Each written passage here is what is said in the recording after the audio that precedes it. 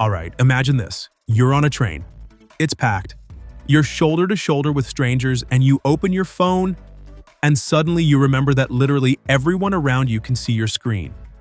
Now, what if your phone could just say, "Nope, not today"? That's exactly what the Samsung Galaxy S26 Ultra is teasing right now. While most leaks are saying the Galaxy S26 lineup might be more of a refinement over the Galaxy S25 series rather than a dramatic redesign, Samsung might be sneaking in one genuinely interesting upgrade. Not a bigger camera bump, not just faster performance, but something you'll actually use every single day. It's called Privacy Display. Samsung has now teased it again in an official video, and this time it's much clearer what's going on. The idea is simple but kind of genius. When you toggle it on, the display becomes visible only to the person looking at it straight on. Anyone peeking from the side just sees basically nothing. So yes, if you're reading something you probably shouldn't be reading in public, your phone has your back. In the demo, it looks like a simple switch. One tap and the entire screen becomes invisible to side viewers. But based on earlier teasers and some leaked screenshots, this might be way smarter than just an on or off feature. Apparently, you'll be able to customize it.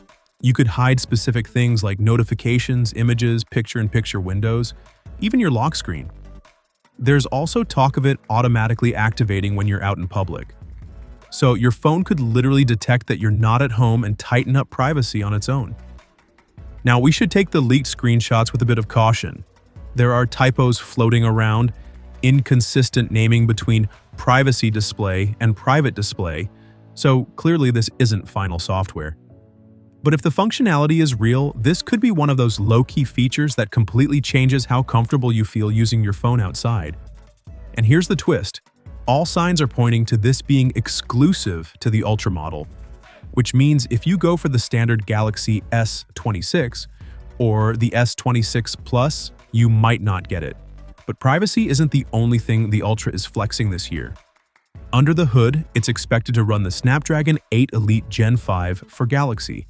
And if history tells us anything, that for Galaxy branding usually means Samsung squeezes a little extra performance out of it.